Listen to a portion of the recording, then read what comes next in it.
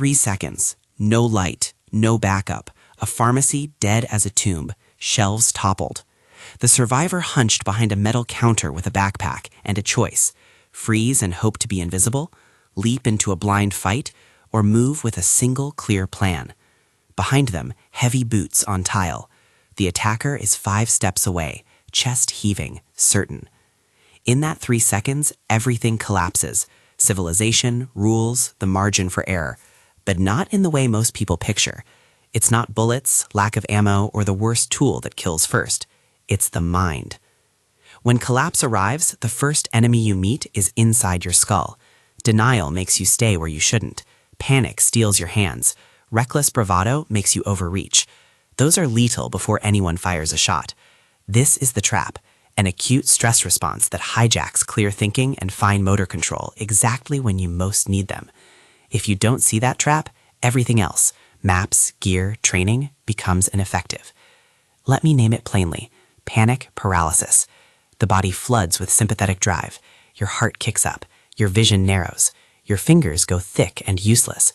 Actions that felt simple yesterday become impossible in the moment. You either freeze or you act impulsively from anger or bravado.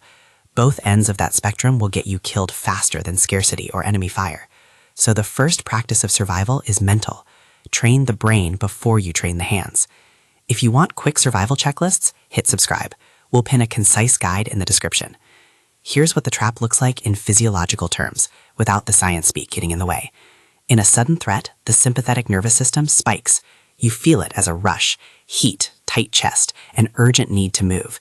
Your brain narrows to threat signals, useful for raw escape, terrible for complex tasks. Tunnel vision sets in. Fine motor skills collapse. Your fingers lose precision. Decision speed can spike or stall. You might sprint blindly or stand locked like a deer. Both are predictable outcomes of the same biological alarm system. Recognize that sequence and you begin to control it. You don't defeat that system by trying to be brave. You manage it with deliberate micro-actions you've practiced so they surface automatically. The single most reliable countermeasure is simple: controlled breath, a micro-routine, and a prioritized objective. Create an exit. Nothing fancy. Breathe to buy clarity. Move to create space. Use your body's physics to open a gap. Run. Box breathing is the first tool. It's not mystical. It's a pattern that tells your autonomic nervous system to calm down long enough to get a decision right. Inhale for 4 counts. Hold for 4. Exhale for 4. Hold for 4. Repeat twice if you can. It resets your heart's rhythm enough to widen your perception and bring back some hand dexterity.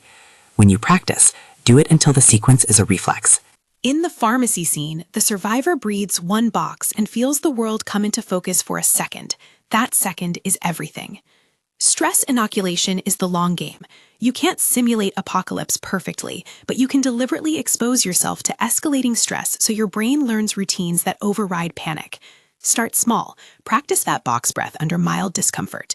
Add noise. Add a looming figure in training. Force decisions under a countdown. Condition tiny motor sequences. Tuck the chin, turn the hips, step to an angle, secure your pack so they trigger even when your mouth is dry. The goal is to turn complex responses into micro-habits. When the alarm flares, habit fills the gap that panic leaves behind. Acceptance of fear is part of that work. Fear is not a weakness, it's data. Name it. I am scared. Saying it out loud or internally removes the mystery and takes energy away from the runaway thoughts that become paralysis. Acknowledge the surge, then execute the practiced micro-action. Fear becomes a cue, not a verdict. Now the body. If the mind buys you a second, your body needs to do something useful in that second. Your skeleton and joints are tools. You are not a superhero, you are physics. Understand the kinetic chain. Power starts from the ground. Your feet plant, your hips turn, your shoulders follow, your fist finishes. A punch is not an arm movement. It's the transfer of force generated by your feet and hips and guided by a rigid forearm. That's why stance and footwork matter more than brute arm strength. Your legs are the biggest engine you've got. Use them. Distance management is the discipline that precedes striking.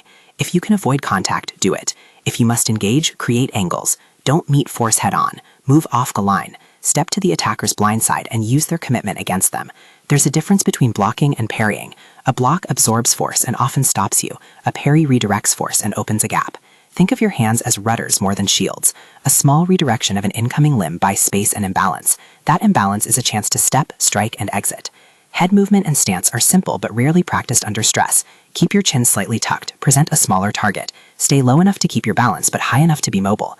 A narrow base fits quick turns. A slightly staggered stance gives you power to push off. Train these positions until they are comfortable. When your brain tightens, your body should already know how to posture itself for escape.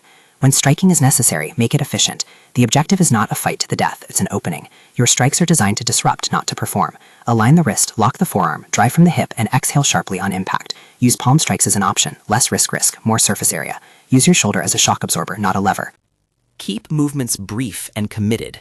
The guiding principle, do the minimum effective harm to create maximum immediate space. We need to be clear about targets, and we'll do it in the ethical survival-first frame. These are high-efficiency disruption points meant to buy time and space so you can get away. Eyes, temporary vision disruption gives you an immediate edge to flee. Throat, induces reflective coughing and breaks speech and breath control long enough to sprint. Knees, destabilize pursuit. Groin, severe pain and distraction. Base of the skull, disorientation and knockdown. Mentioning them is not a license to train to kill. It's a map of where brief controlled actions buy escape. Use these options only when there is no safe avenue to disengage, and always proportionate to the threat. Practice restraint and training, and seek professional instruction for any physical work. On the ground, the priorities change. The attacker has gravity and often weight on their side. Your goal on the ground is the same as standing: escape.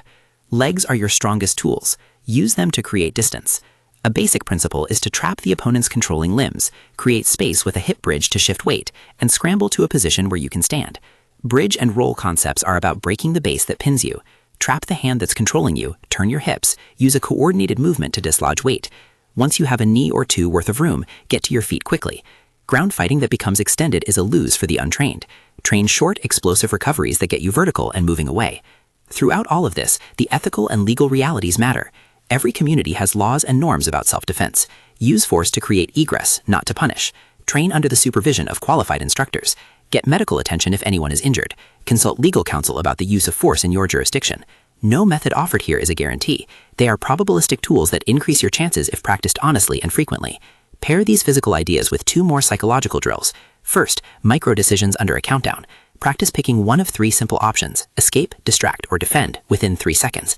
Make the decision with a gestural anchor, a shoulder shrug, or a step back. Repetition makes that anchor automatic. Second, auto responses to sensory triggers. If you hear boots behind you, your trained response is box breathe, rotate your body to a 45-degree angle, remove your center of gravity from the line, and find the nearest exit, not to charge screaming. Those are the habits that push panic into the background. Return to the pharmacy. The survivor hears the steps. For a moment, the tunnel vision starts. Their fingers feel thick. Old instincts scream to bolt or to swing wildly. Instead, they inhale for 4, hold for 4, exhale 4, hold 4. 2 of those boxes, and clarity returns like a tide. The survivor steps to the side as the attacker lunges past the counter, using a small parry with the forearm to redirect the forward momentum. The attacker's balance is briefly compromised. The survivor drives from the back foot, a short palm strike to the bridge of the nose, enough to cause surprise, not to end a life, and moves through the created gap. They scramble over overturned shelves and run. No heroics, no prolonged fight. A practiced breath, a redirect, a compact body-driven strike, and escape. That sequence illustrates the thesis. The trap would have killed them if their mind had locked up. The physical tools were secondary. The primary win was the ability to convert fear into a practiced micro-routine. There are common failure modes to avoid. First, the freeze. People who freeze often misinterpret that this is cowardice. It isn't. It's a physiological shutdown. Training can reduce its frequency, but more importantly, it gives you a script to follow when it does happen. A single motor action embedded in your body memory that will trigger even when the rest of you locks up. Second, the overreach, the burst of anger that turns into grandstanding. That's usually the social brain trying to reclaim status. It gets you killed. Third, denial, staying in an unsafe place hoping something else will happen. Collapse breeds rationalization. Have the pre-committed plan. If X happens, do Y and get out. Commit to escape before contemplating justice. Practical rules for escalation keep you alive. Rule 1, avoid contact if possible. The fewer interactions, the fewer variables. Rule 2, if contact is likely, maintain lateral space. Rule 3, If you must strike, aim for the minimum necessary disruption to create an exit. Rule 4. Once you have space, go. Don't linger to confirm the threat is neutralized. Exfiltrate, find cover, reassess. Training cadence matters more than intensity when you're starting. Short, frequent drills beat occasional long sessions. Run breath drills daily. Do decision drills once a week under mild stress. Practice footwork and redirections in low-risk partner drills. Add load gradually. Background noise, time pressure, partial blinders, uneven footing. Increase realism carefully and with safety. Your goal is not to be perfect at any technique. It's to build a library of auto-responses that your brain and body can pull under pressure. A technical aside that matters. When you drive force through your body, think of alignment over muscle. A rigid forearm, a packed wrist, and a straight line from hip to fist is safer for you and more effective. Turn your hips, not just your shoulder. Push from your rear foot. That alignment preserves your joint integrity and lets small people move bigger opponents, or at least impede them long enough to flee. Palm strikes, heel of hand impacts, and short upward movements are tools with a lower risk of self-injury. Whether in training or real life, preserve your ability to move afterward. On the subject of tools, gear is a force multiplier, but never a substitute for the mental game. A knife or a firearm changes parameters, but not the basic psychology. Panic still narrows vision and steals fine motor skill. Learn to operate any tool under stress, with dry runs that include malfunctions and time pressure. But remember, the primary objective is exit. You carry tools to facilitate egress, not to invite a 10-minute showdown. Let me give you a compact practice sequence you can run weekly. Start with a 2-minute box breathing set.